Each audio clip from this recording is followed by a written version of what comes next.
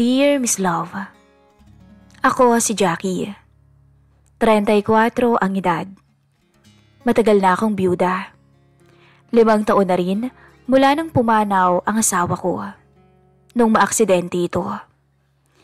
Wala kaming anak na 2 at plano pa lang sana nito na mga ibang bansa para sa kinabukasan ng aming pamilya. Dahil sa lungkot na nangyari, nagtayo ako ng maliit na tindahan sa harap ng bahay para may pagkakitaan at may libangan na rin ako. Sa edad kong ito, madalas pa rin akong nasasabihan ng mga kapitbahay at mga suki ko na maganda pa rin ako. Hindi halata ang edad. Siguro dahil inaalagaan ko rin ang sarili ko. Hindi ko rin pinapabayaan ang katawan ko. Mestiza ako at may taas na 5'4". Maganda ang katawan dahil hindi naman ako nagkaanak. Marami pa rin nagpapakita ng motibo sa akin. Pero ewan ko ba?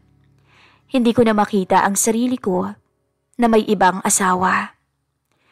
Hanggang sa dumating ang hindi ko inaasahang lalaki. Ang delivery boy ng tubig na si Ronel. 20 anyos pa lamang to. Pero sa kanya ko sinuko ang sarili ko. Napakagaling dumiskarte ng batang yun. At doon ako nahulog. Isang gabing hindi ko makakalimutan. Sanay na ako na palaging tahimik ang gabi. Pero sa araw-araw na halos pare-pareho ang takbo ng buhay, may isang tao na palaging dumadaan at nagdadala ng kakaibang presensya dito sa bahay ko.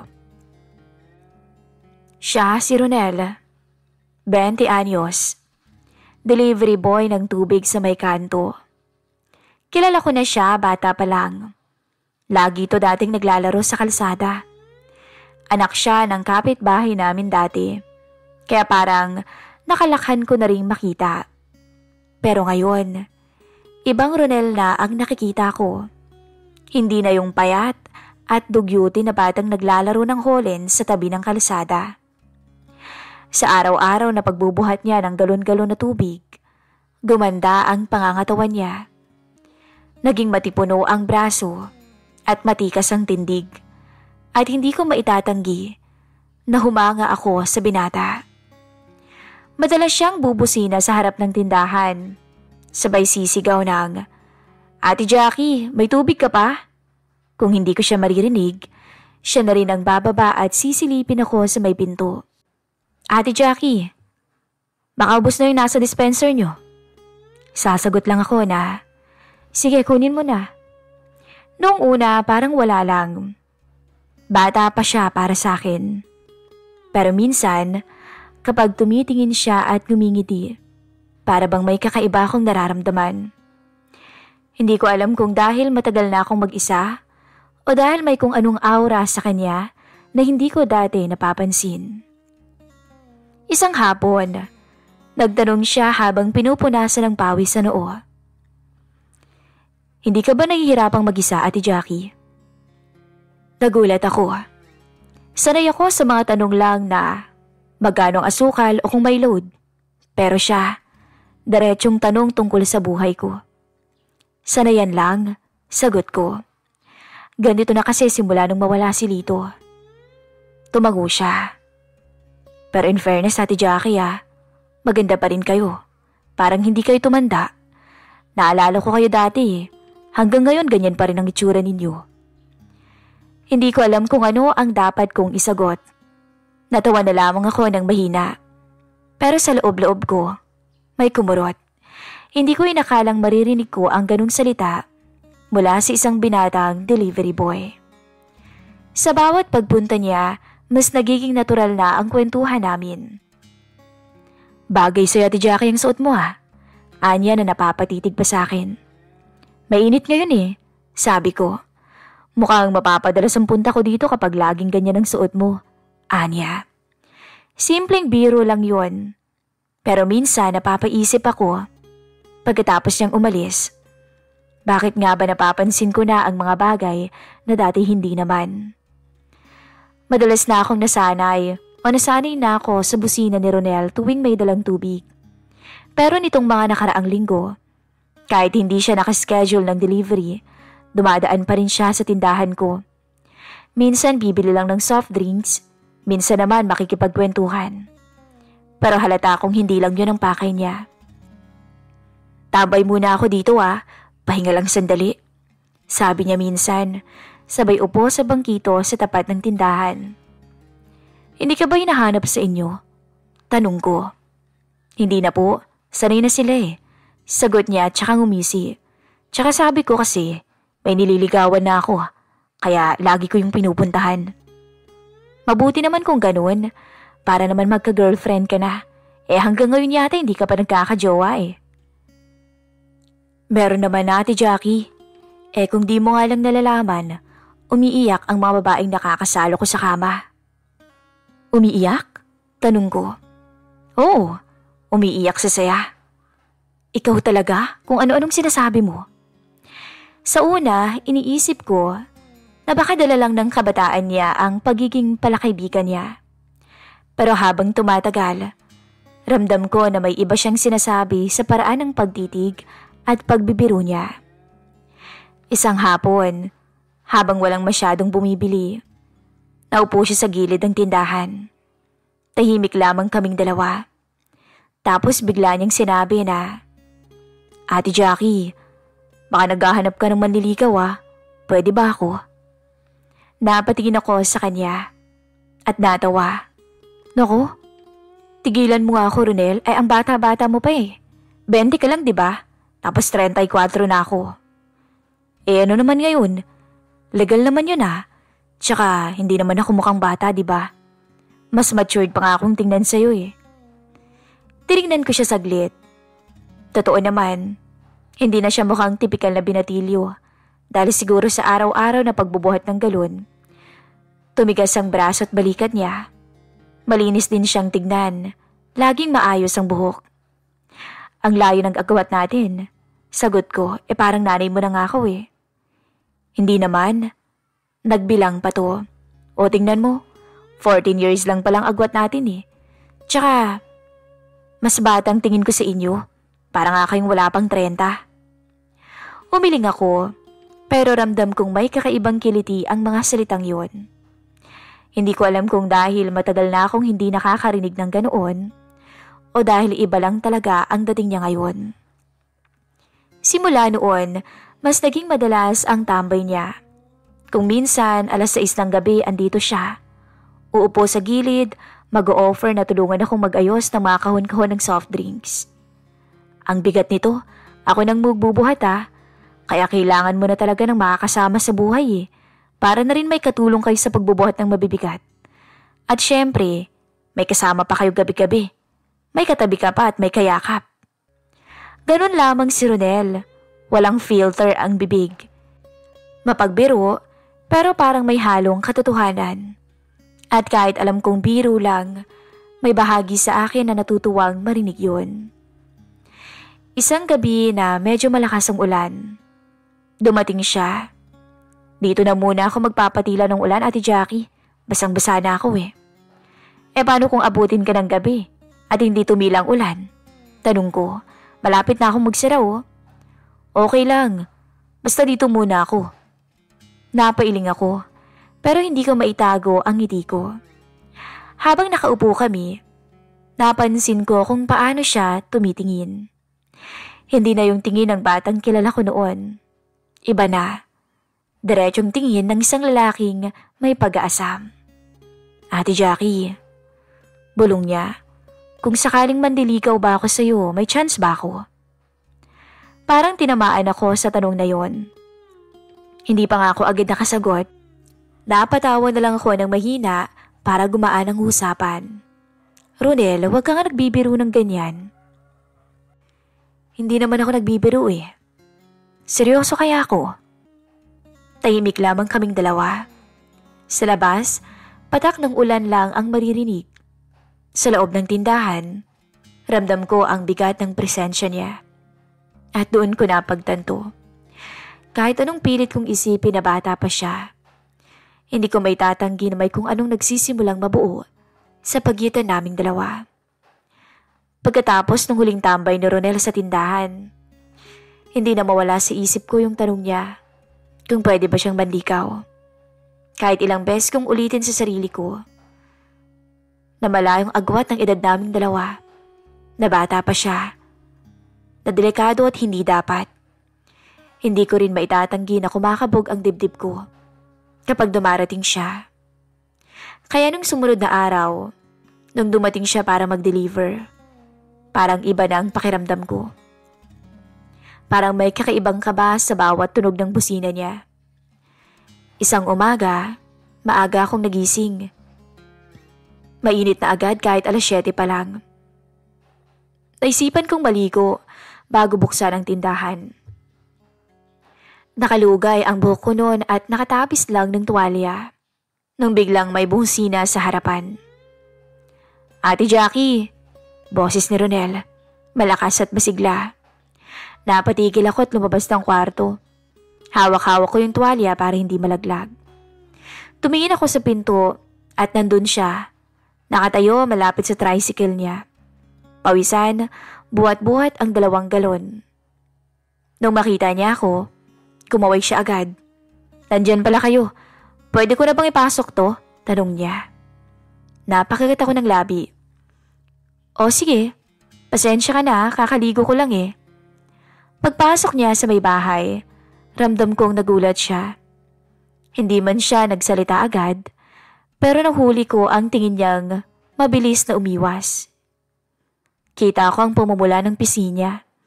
Parang hindi alam kung saan ibabaling ang mata. "Oh, natataranta ka yata dyan," biro ko. Paano namang hindi matataranta? Ang aga-aga ganyan ang itsura mo." "Hoy, grabe siya. Hindi sabi ko. "Ako na maglalagay dito sa dispenser mo sabi niya. Mabilis ang kilos at para bang gusto nang umalis kaagad.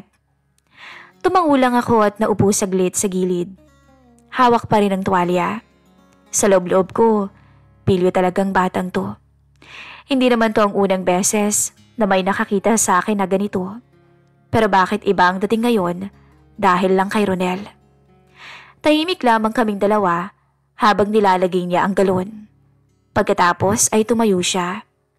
Pinunasan ng pawis at lumapit ng kaunti. "Ate Jackie," mahinang sabi niya. Tiningnan ako mula ulo hanggang paa. "Ang ganda yata ng umaga ko ngayon dahil sa'yo." "Ang sexy mo biro pa niya. Napangiti ako. Pilit na ginawang normal ang tono. "Sira ka talaga," sabi ko. Pero hindi doon natapos. Tumingin siya ng diretso sa akin at seryoso ang muka. "Ang totoo, parang gusto nga kitang halikan ngayon eh." Parang tumigil ang oras ko sa sinabi niya. Wala akong nasabi agad. Bihira akong makarinig ng ganon, lalo na mula sa kagaya niya. At sa tono niya, alam kong hindi siya nagbibiro. "Ronel, hindi mo alam ang pinapasok mo," sabi ko. Gumiti siya pero hindi nawala ang tindi ng tingin. "Alam ko, matagal ko na kayong kilala, pero ngayon ko lang na-realize. Hindi ko na yata kayang baliwalain ang nararamdaman ko. Gusto kita." Lumapit pa siya ng bahagya na halos isang dangkal na lang ang pagitan namin. Ramdam ko ang init ng hininga niya. Kumabog ng malakas ang puso ko. Sinubukan kong umusog, pero may bahagi sa akin na gustong manatili sa pwesto ko. "Kung sakaling bigyan mo ko ng pagkakataon," sabi niya. "Pangako, hindi ko sasayangin." Pinilit ko sandali ang mata ko at huminga ng malalim. "Hindi to madali, Ronel. Pag nalaman ng tao, di hayaan mo sila." "Hayaan ko silang magsalita," sagot niya agad. "Basta ako, ikaw ang pipiliin ko. Ako, buo ang loob ko." Sandaling natahimik. Sa labas may dumaan na tricycle at may batang sumisigaw ng taho. Pero sa loob ng bahay, parang kami lang dalawa. Bumitaw siya ng mahinang tawa o bumitiw siya ng mahinang tawa. Parang gusto niyang pagaanin ang bigat ng sitwasyon. "Alam mo, Ate Jackie, baka pwede mo na akong payagan na manligaw sa'yo, di ba?" Pwede naman eh. Wala ka namang asawa. Binata naman ako. Wala namang magagalit. Wala naman tayong aapakan. Napailing ako. Pero hindi ko maitago ang ngiti. Ikaw talaga, puro ka nalang biro. Hindi ako nagbibiro, ate. Seryoso ko. Gusto kong iparamdam sa'yo na hindi kayo nag-iisa. Ewan ko ba? Ang lakas ng tama ako sa'yo eh. At doon ko naramdaman ang matinding sabik sa dibdib ko. Matagal na akong walang naririnig na ganung salita. Matagal na akong walang nararamdamang may nagmamalasakit. Bigla akong naisip, ano bang mali kung hayaan kong masundan pa ang ganitong sitwasyon? Oo, malaki ang agawat ng edad namin. Pero wala naman kaming inaapakang tao, hindi ba? Sa bawat paglapit niya, sa bawat salitang binibitawan niya, para bang unti-unting nabubuo ulit ang isang bahagi ng sarili kong matagal lang nawala. Bago siya umalis, lumingon pa siya sa akin. Salamat Ate Jackie ah. Kahit hindi mo pa sinasabi, nararamdaman ko naman eh. Hindi ka galit sa akin. Napatitig ako sa kanya. Hindi ko na kayang itanggi. Totoong hindi ako galit. Natatakot lang ako. Pero kasabay ng takot ko may kilig. May kakaibang damdamin na pilit kong kinukubli. Pero lumalakas ng lumalakas. Kinagabihan, nakaupo ako sa may harap ng tindahan. Nakatitig lang sa kawalan. Maya-maya tumunog ang cellphone ko at text mula kay Ronel. Pasensya ka na ulit kanina. Hindi ko sadyang makita ka ng ganun. Pero hindi ko rin kayang magsinungaling. Ang ganda mo kanina. Matagal kong binasa yon bago sumagot. Sige na, matulog ka na. Bukas na ulit. Simpleng tugon lang. Pero habang tinatype ko yun, hindi ko mapigilan ang pagngiti. At doon ko na-realize, sa susunod niyang pagbisita, baka hindi ko na kayang pigilan ang sarili ko. Kinagabihan, nagsara na ako ng tindahan, pero ilang suki pa rin ang pumapasok para bumili ng yosi at kape sa loob. Nag-aayos pa kasi ako. At habang nag-aayos ako ng paninda, may narinig akong pamilyar na boses mula sa labas. Tahimik ang paligid noon. At hindi ko inaasahan na bubungad si Ronel sa akin. Ate Jackie, pwede bang makiupo muna? Nilungon ko at ayun na nga si Ronel. Nakatayo sa may gilid ng tindahan. Wala siyang dala na kahit ano. Simpleng t-shirt lamang at short ang suot. Himala, hindi kaya busy ngayon? Tanong ko. Tinapos ko na lahat ng trabaho ko kanina. Namiss ko lang dito. Sagot niya sabay ngiti. Na-miss? Ano namang mamiss mo dito? Ready ikaw? Napailing ako. O siya, sige na, tumambay ka muna. Umupo siya sa may bangkito, malapit sa pinto ng tindahan. Habang ako naman ay patuloy na nag-aayos ng pininda, ramdam na ramdam ko ang titig niya. Yung titig na hindi ko na kayang tawagin pang simpleng biro. Ano? Tititig ka na lang ba, Ronel? Baka naman malusaw na ako niyan. Hindi. Itatanong ko lang kung hindi ka ba napapagod sa araw-araw na mag-isa dito? Tanong niya. Sanay na. Mas mabuti na to kaysa mag-isa lang sa bahay, nakakalungkot kaya no? E di kung gusto mo, pwede naman kitang samahan kahit minsan para di ka malungkot. Napatingin ako sa kanya. Baka mapansin ka na ng tao, Ronel. Baka mamaya kung ano nang isipin nila. Wala naman akong pakialam sa kanila eh. Ang mahalaga lang sa akin kasama kita. Nagkatitigan kami. Walang ibang bumibili at pakiramdam ko'y lumilit ang mundo naming dalawa. Nakikita ko sa mga mata niya ang determinasyon. Pero higit doon, naroon din ang tunay na damdamin. Alam mo, Ate Jackie, sabi niya, matagal na kitang kilala, pero nito ko lang napagtanto na ikaw pala yung hanap ko. Natawa ako ng mahina. Hanap? Eh baka hinahanap mo lang ay atensyon. Marami ka pang makikita mas kasing edad mo dyan. Umiling siya. Hindi naman sila ikaw eh. Hindi naman sila yung taong nagpapabilis ang tibok ng dibdib ko tuwing makikita ako. Hindi sila yung taong kaya kong alalahanin bago ako matulog. Hindi ko na kayang itanggi ang nararamdaman ko sa lahat ng sinabi niya. Ramdam kong hindi yan basta linya lang. Totoo yon. At sa matagal na panahon, ngayon ko lang ulit naramdaman may isang taong tapat na nagmamalasakit sa akin. Lumapit siya ng dahan-dahan sa may counter. Pwede ba akong umupo sa loob? Tanong niya. Tumango ako. Sige. Pumasok siya at naupo sa harap ko. Ang lapit niya. Ramdam ko yung init ng katawan niyang galing pa sa biyahe. Amoy pawis, amoy ng isang lalaking dumaan sa mahabang araw. Pero bakit ang pakiramdam ko ay tila nag-init? Ate Jackie, bulong niya. Baka akala mo nagbibiro ko ha. Seryoso talaga ako sa lahat ng sinasabi ko. Seryoso ako sa'yo. Huwag mo na nga akong tawaging ate.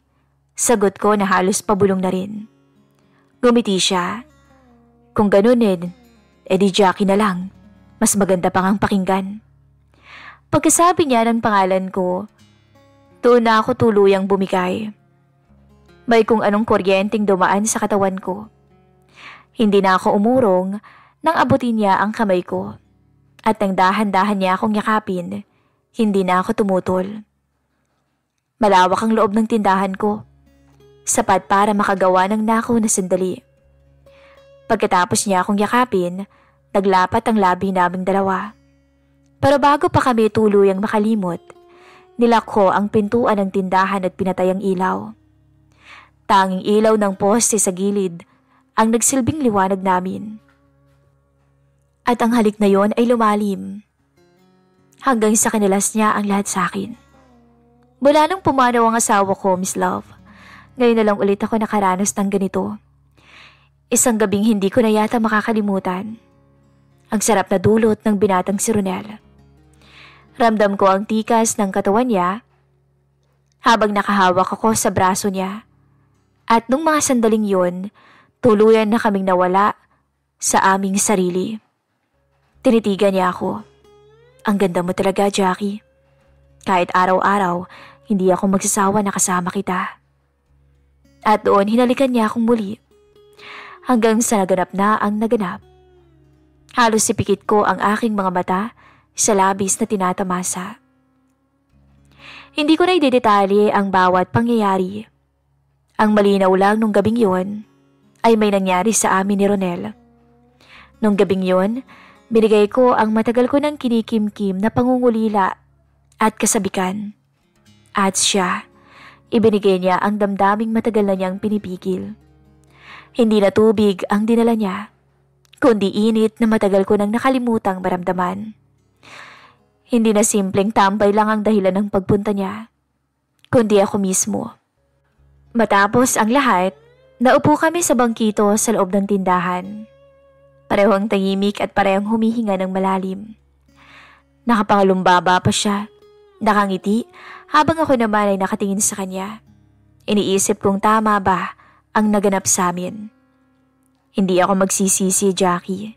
Sabi niya sa huli, kahit ano pang sabihin ng iba, ang mahalaga ikaw ang kasama ko. Gusto kita. Anya na nagniningning ang mata. Napapikit ako. Pinakiramdaman ang sarili ko. May kaba at may takot. Pero higit sa lahat, may kakaibang saya. Yung saya na hindi ko naakalaing mararamdaman ko pa. Bago siya umalis, tinanong ko pa siya. Sigurado ka ba, Ronel? Sigurado ka ba sa nais mo? Sigurado ka bang handa ka sa lahat ng pwedeng mangyari? Tumango siya. Handa ako. Ang tanong lang, handa ka rin ba? Hindi ko siya nasagot agad. Pero sa ngiting hindi ko mapipigilang bitawan, alam kong malinaw na ang sagot. Kinabukasan habang nagbubukas ako ng tindahan, hindi ko mapigilang mapangiting mag-isa. Sa bawat galaw ko, naaalala ko yung mga nangyari kagabi. Para bang nagbago ang lahat sa loob lamang ng isang gabi. At nang dumating ulit si Ronel, nakangiti lang siya. Parang walang nangyari. Para sa pagitan naming dalawa, alam na namin ang lihim na hindi na mabubura. Kung saan man kami dadalhin nito, hindi ko alam. Pero sigurado ako, hindi na ako muling magiging katulad ng dati. Dahil sa gabing pinili niyang tumambay dito, nag-iba na ang buhay ko. Lumipas pang mga araw, Miss Love. Madalas si Ronel na pumupunta sa bahay. May mga chismis nang ang kumakalat. Pero ewan ko, wala na yata akong pakialam. Wala naman akong inaapakang tao. At ewan ko ba naman kay Ronel? Paano hindi kami machichismis? Araw-araw, nagdadala ng kung ano-anong bulaklak na pinipitas sa tabi-tabi. Sa ngayon, patuloy ang ginagawa niyang panliligaw. At kahit pagpiestahan kami ng chismis, ayos lang dahil alam ko sa sarili ko, unti-unti na siyang nagkakapuwang sa puso ko.